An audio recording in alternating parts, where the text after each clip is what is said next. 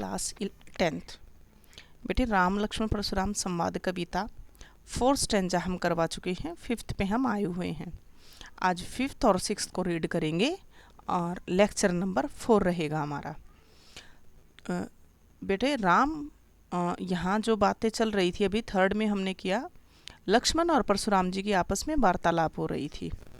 तुम्हें तो कालू हाक जनु लावा, बार बार मोहि लागी बोलावा। लक्ष्मण कहते हैं परशुराम से, तुम तो बार बार मेरे लिए काल को बुला रहे हो। बार बार मोहि लागी बुलावा, मुझे ऐसा लग रहा है बार बार जबरदस्ती मेरे लिए काल को बुला रहे हो।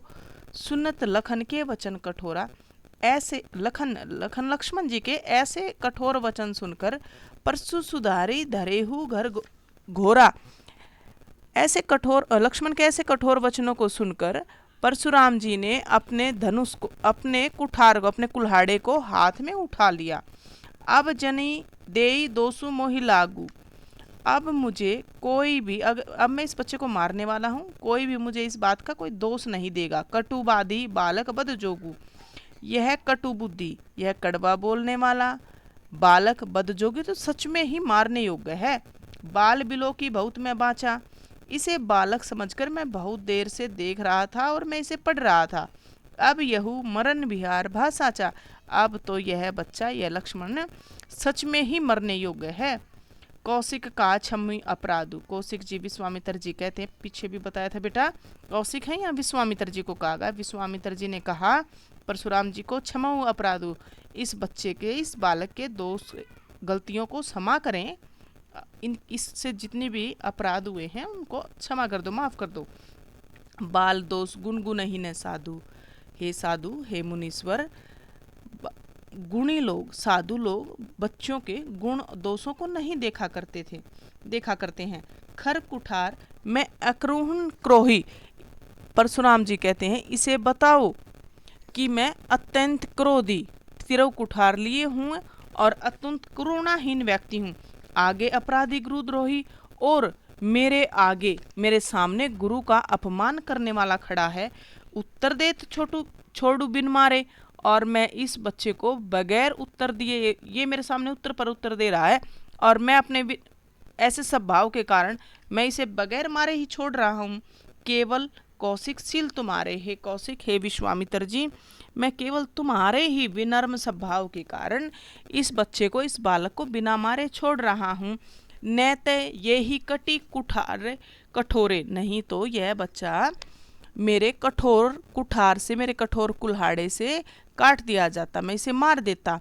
गुरु ही उऋण होते हु श्रम तोरे, और थोड़े से ही श्रम में मैं अपने गुरु ऋण से मुक्त हो जाता। गाधी सुन कह, गाधी सुन बेटा विश्वामित्र को फिर कहा गया है, गाधी सुनु लिखो विश्वामित्र जी। विश्वामित्र जी कह हृदय हंसी, अपने मन ही मन हंसकर कहने लगे, मुनि ही हरिहरे सूझ, इस मुनि को, इस परशुराम जी को है, इस मुनि को हरिहरे सूझ, चारों तरफ हरा ही हरा दिखाई दे रहा है। जैसे सावन के अंधे को हरा ही हरा दिखाई देता है, उसी प्रकार अब यहाँ मुनि परशुराम जी को भी हरा ही हरा दिखाई दे रहा है। ए में खांड ने उख में, ए में लिखो लोहे से, लोहे से बनी खांड ने उख में, गन्ने से बनी खांड। अजहू अभी तक अबुझ ना समझ, इस मुनि को तो चारों तरफ हरा ही हरा दिखाई दे रहा है। मुनि परशुराम जी को ये नहीं पता ये लोहे से बनी खांड है, ये गन्ने से बनी हुई खांड, ना समझ कर भी ना समझ बने हुए हैं। ये गन्ने से बनी खांड नहीं जो मुंह में डालते ही पिघल जाएगी, ये तो लोहे से बनी खांड है, अर्थात ये तो कठोर क्षत्रिय हैं और परशुराम जी इन्हें समझ कर भी ना समझ बने हुए हैं। 6th स्टैंजा देखो, कहेहु लखन मुनि सीलू तुम्हारा, परशुराम जी बार बार अपना बखान कर रहे थे। कहेहु लखन मुनि सील तुम्हारा, और लक्ष्मण जी उनका उपहास कर रहे थे। तो परशुराम से कहते हैं, लक्ष्मण परशुराम से कहते हैं, कहेहु लखन, लक्ष्मण जी मुनि सील तुम्हारा, परशुराम जी को कहते हैं, हे मुनि तुम्हारे इस सील स्वभाव के बारे में संसार में कौन नहीं जानता। को नहीं जान विदित संसारा। आप तो अपने इस शील स्वभाव के बारे में संपूर्ण जगत में विख्यात हो। माता पिता ही उऋण भय नीके, तुम अपने माता पिता के ऋण से तो मुक्त हो गए हो।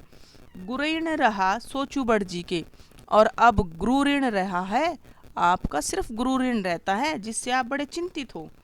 सो जनु हमरे ही माथे काटा, और हमें लग रहा है, ऐसा प्रतीत हो रहा है कि वह हमारे ही माथे पे लिखा हुआ है। दिन चली गई ब्याज बढ़ बाड़ा, बहुत दिन बीत गए हैं, काफी दिन हो गए हैं, अब ब्याज पर ब्याज बढ़ रहा है। अब आनी व्यवहार बोली, अब किस व्यवहारी बेटे हिसाब किताब करने वाले, अब किसी व्यवहार करने वाले को बुला लीजिएगा। तुरंत देव मैं थैली खोली, और मैं जल्दी ही अपनी थैली खोलकर आपका हिसाब चुकता कर दूंगा। सुनी कुटी वचन, ऐसे कटु कड़वे वचन सुनकर कुठार सुधारा। मुनि परशुराम जी ने अपना कुल्हाड़ा सुधारा, हाथ में लिया, हाय हाय सब सभा पुकारा।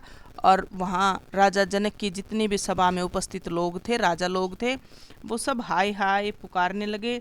भृगुवर परशु देखहु मोही, भृगुवंश यानी कि भृगुवर बेटे परशुराम जी का फरसा देखकर, भृगुवंश के श्रेष्ठ आप मुझे बार बार फरसा दिखा रहे हैं। लक्ष्मण कहता है यहाँ भृगुवर परशु दिखा वही मोही, तुम बार बार मुझे अपना फरसा दिखा रहे हो। विप्र विचारी बचो नरप द्रोही, विप्र होता बेटा ब्राह्मण, विचारी बचो नरप द्रोही, लिख लिया बेटे, विप्र ब्राह्मण। आप मुझे बार बार फरसा दिखा रहे हैं, मैं आपको ब्राह्मण समझकर छोड़ रहा हूँ। मिले न कबहु रणगाडे, आपको रण में, आपको युद्ध के मैदान में, लक्ष्मण जी कहते हैं परशुराम जी को, अच्छे योद्धा नहीं मिले हैं। द्विज देवता घर के ही बाड़े, हे ब्राह्मण देव, ब्राह्मण लोग अपने घर के ही श्रेष्ठ होते हैं। अनुचित कही सब लोग पुकारे, ऐसे बातें सुनकर तो जनक जी की सभा में जितने भी उपस्थित लोग थे वो सब लक्ष्मण जी को अनुचित अनुचित कहने लगे। रघुपति सैन ही लखनऊ ने मारे, और भरी सभा को ऐसा देखकर राम जी, रघुपति भगवान राम जी को कहा, श्री राम जी को कहा गया है यहाँ सैन ही आंखों के इशारे से, लखनऊ ने मारे, ने मारे होते बेटा मना करना, और लखनऊ लक्ष्मण जी हैं ही। श्री राम जी ने लक्ष्मण को आंखों के संकेत से वहीं रोक दिया। लखन उत्तर आहुति श्रीश भृगुबर किरसानु, यहाँ अंत में तुलसीदास जी दोहे के माध्यम से कहना चाहते हैं कि भृगुवंश में श्रेष्ठ परशुराम की क्रोध रूपी आग में लखन उत्तर आहुति, लखन के उत्तरों ने, लखन के जवाबों ने आहुति के वचन, अग्नि में आहुति डालते हैं बेटा, ऐसे आहुति के समान काम किया। किरसानु बढ़ती देखी जल सम वचन बोले रघुकुल भानु, और परशुराम जी की क्रोध अग्नि को बढ़ते हुए देखकर रघुकुल के सूर्यवंशी श्री राम जी ने उसी आहुति में जल के समान शीतल वचन कहे। समझ आ गया होगा बेटा। किरसानु आग, भृगुवर कोपी, भृगुवंश रूपी कोपु होता बेटा क्रोध, रघुकुल भानु सूर्य रूपी श्री राम जी। तो लास्ट में तुलसीदास जी इस दोहे के द्वारा कहना चाहते हैं कि भृगुवंश में श्रेष्ठ परशुराम जी की क्रोध अग्नि रूपी आग में लक्ष्मण जी के वचनों ने तो आहुति के समान काम किया, और उनकी क्रोध अग्नि को बढ़ती हुई देखकर श्री रघुपति, रघुकुल के सूर्य रूपी श्री राम जी ने जल के समान शीतल वचन कहे और परशुराम जी का क्रोध शांत किया। ये था बेटा अपना चैप्टर अपना कंप्लीट हो चुका है। थैंक यू बेटा।